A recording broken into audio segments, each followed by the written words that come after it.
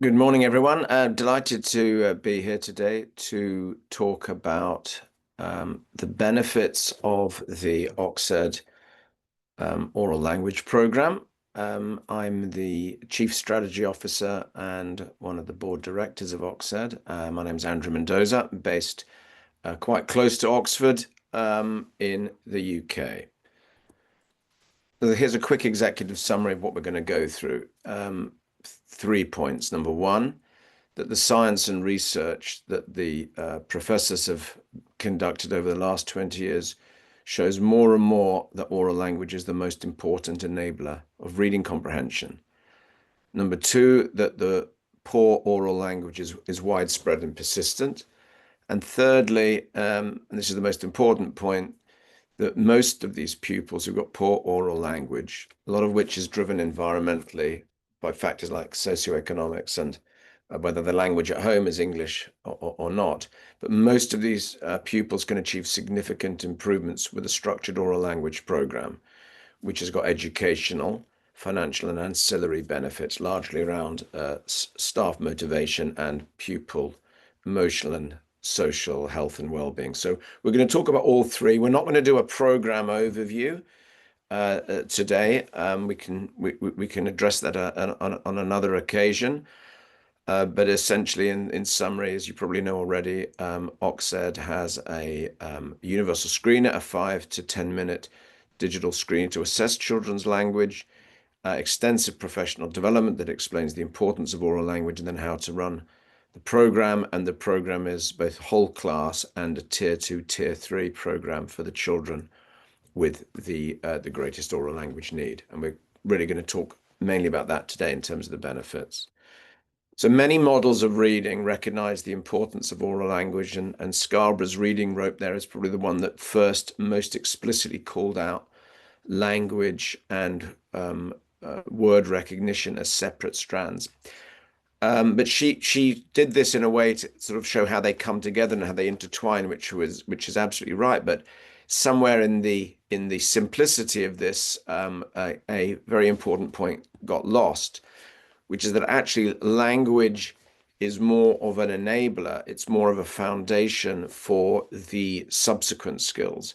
It's a direct driver of reading comprehension, but it also unlocks alphabetic skills and word reading skills. And we're going to look now at a causal model that shows this, and then some empirical evidence later on from our own intervention, which shows that not only do we improve oral language, but we improve reading comprehension and word reading. And these benefits endure 2 years after the program.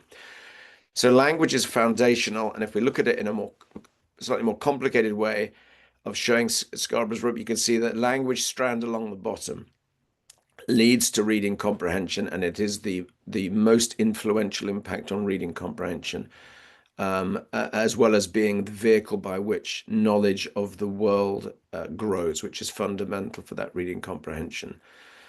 But the astonishing thing about the research, and the really important thing about the research, is that language also enables alphabetical skills and word reading skills. So, put simply in layman's terms, is how I like to think about it. Children who know what a cat is and can talk about a cat find it easier to spell that the language unlocks and enables improved word reading. So there's a double whammy effect here of language on reading comprehension. So here's the problem. This is a graph showing the distribution of language scores on the y-axis for age cohorts of pupils along the x-axis, and this samples just over 1/3 of a million children. So you can see that at 3.5 and 4 years old, there's a um, very broad base to the shape, and that shows that there's a very wide distribution, and that distribution narrows over time as language skills improve for most children. But significantly, this tail of children persists for many years, and these are the children who at 6, 7, and 8 have got below average language skills or that a 4-year-old might have. These are children who are really struggling to learn to read. In fact, they're probably really struggling at school in from lots of different ways. They're probably unhappy. They can't be understood. They can't make themselves. They can't understand. And there's probably some behavioral issues emerging. And on this right-hand side, now you can see the very, very strong correlation of the scores here on language on the y-axis with deciles that are of increasing socioeconomic deprivation. So deciles of children based on those receiving free school meals.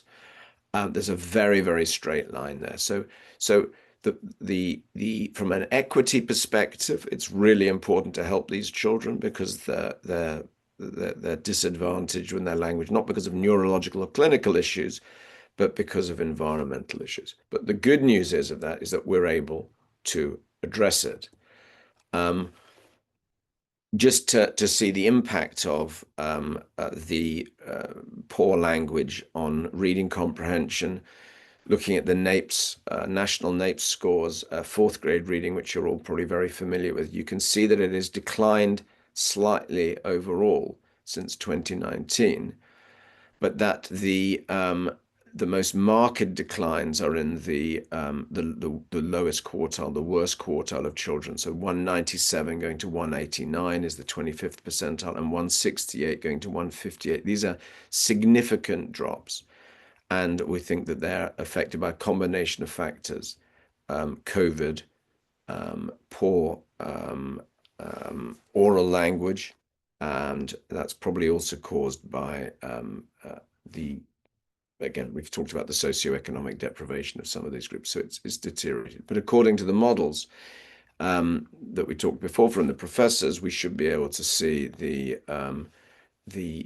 interventions improving these NAEP scores, and we'll come back to that a bit later. So just a very, very quick reminder of the program. We're not going to do a deep dive on this. 3 elements to it, largely all of which support teachers.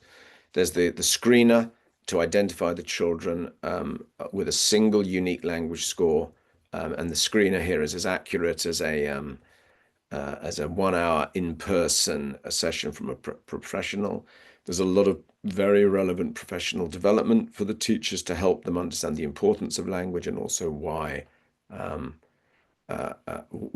it's so fundamental and also how to deliver the program. And then we've got both the whole class and the tier 2, tier 3 program, which takes 20 weeks. And it's that tier 2, tier 3 intervention for the children who've scored in the bottom 25% of the class on language screen, who get a series of small group and one-on-one sessions delivered by a teacher aide over 20 weeks.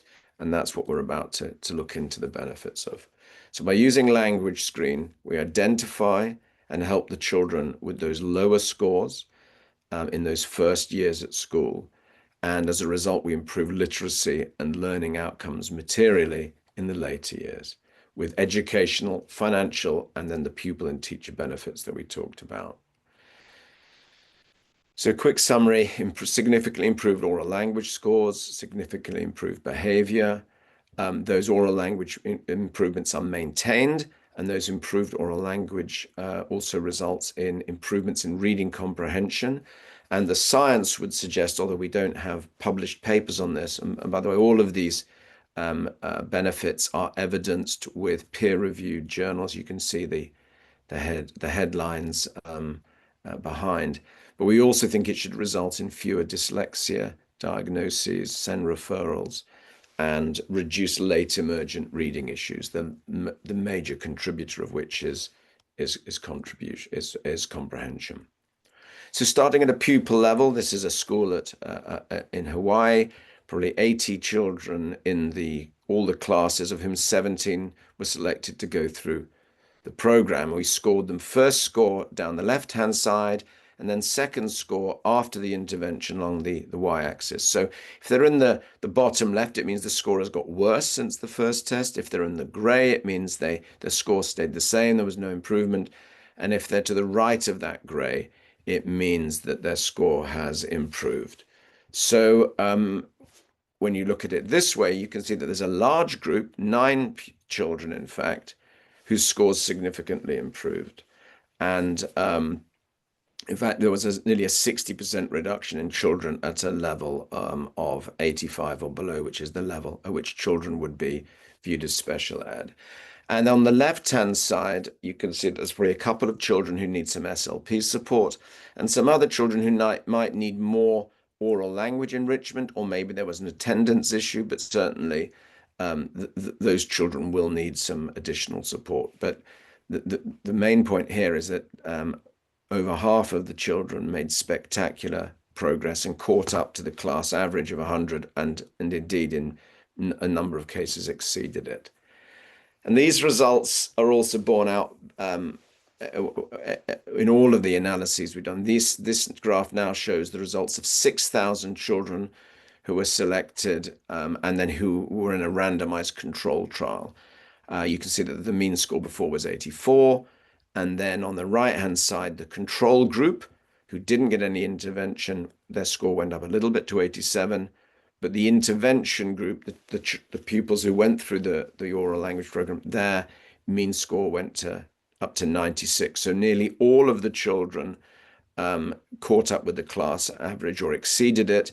But again, we see some children who, in the bottom right, who didn't quite catch up to that, black line. Those are probably the ones that would be needing SLP support. So this is a very effective way of helping to triage SLP support. What's fascinating is that the results in the real world rollout, not in a trial, are again identical. And this is the results from it being rolled out to 11,000 schools in the UK. And again, you can see the before and after, no control group here, but before and after scores improving significantly from 84 to 97. And these are, again, thousands of children in this sample. Also, and importantly, TEL Ted helps pupils for whom English is not their native language. In the UK, about 17 or 18% of all the pupils are in this category, and they're overrepresented, as you would understand, in terms of those who receive the intervention on the left-hand side. But interestingly, they actually make more progress in terms of months improvement than the English native speakers. But the key point here is that this works really, really well to both identify and support children who are whose native language, whose home language is not the language they're being taught in. And finally, and this might be the most important slide of the whole document. This is a comparison now 2 years later of children who went through the intervention versus the control group. And the bars show how improved these pupil scores were 2 years later versus the control group at oral language, which is the blue bar, reading comprehension, and single word reading skills. And you can see that all the pupils who received the intervention are significantly improved versus the control group. And the children with the weakest lower language ability out of those children receiving the intervention had the biggest impact of all. And nearly a quarter of a standard deviation of improvement in reading comprehension and single word reading skills. So coming back to the causal model or the scientific model that we saw before, it is clear that if you deliver this intervention with fidelity, you will see a big uplift in your reading comprehension skills from the children who've probably got the worst reading comprehension skills due to poor oral language. And when you play this out, and we've done this for a number of different states, but you can see example here for Michigan, what impact would delivering the intervention program to the 30% of pupils with the weakest oral language, what impact would that have on the overall NAEP scores? Well, their score would rise by about 10 points because it's the standard deviation on NAEPs is 40 and a quarter of 40 is 10. But that weighting of those poorest performing children on language results in a 4-point movement at the state level, which is astonishing. Now, in terms of financial benefits, and the reason for doing this isn't for financial reasons, it's for educational reasons, but there are significant financial benefits as well. The number one specific IEP in the US is speech or language impairment at 20%. And as a result of this, most states and districts have a shortage of SLPs, and most SLPs are disheartened by excessive caseloads. We were talking to some SLPs who had caseload of over 90 pupils. And by helping the children at that early age, we can reduce the demand for SLPs and high cost literary support.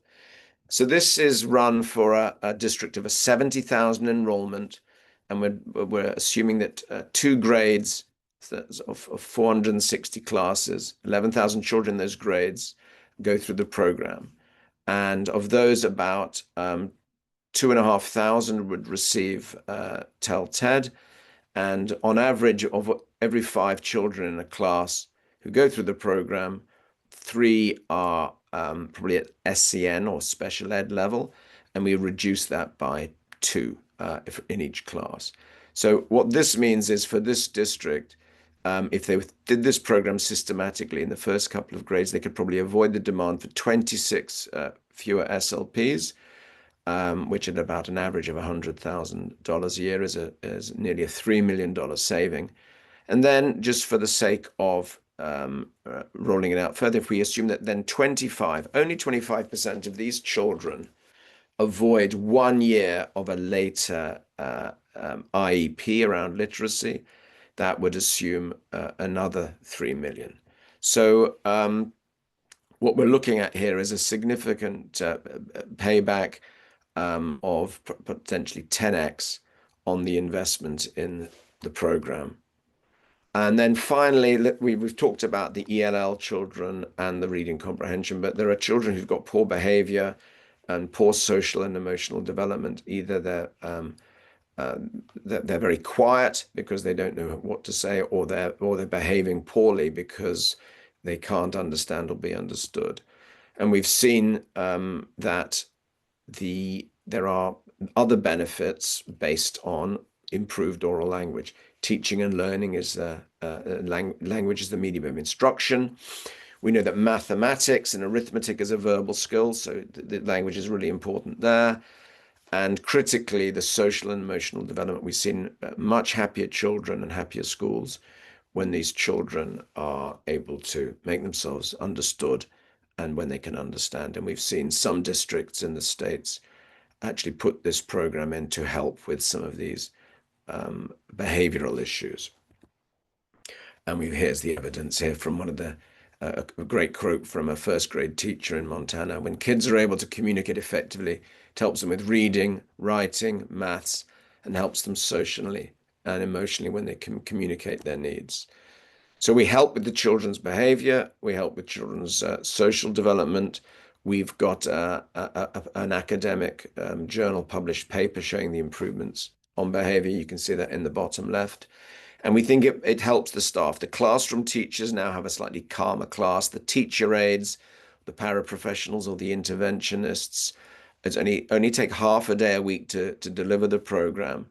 And these children's behavior, as well as their language and reading, behave significantly. So that the teacher aide and the para educator gets real job satisfaction. They're working with children and seeing the benefit. And the classroom teacher morale improves because those behavioral issues dissipate. So that was a very rapid run through the benefits of the oral language program. And just as a reminder, number one, oral language is the most important enabler of reading comprehension, which is really the basis of all later stage schooling and building of cognitive skills. Number two, poor oral language is widespread and persistent, but it can be addressed. And that with a structured oral language program of the nature that we've described, we can see significant improvements of an educational, financial, and staff and pupil nature. So thank you very much for listening, and I'm delighted to take any questions now.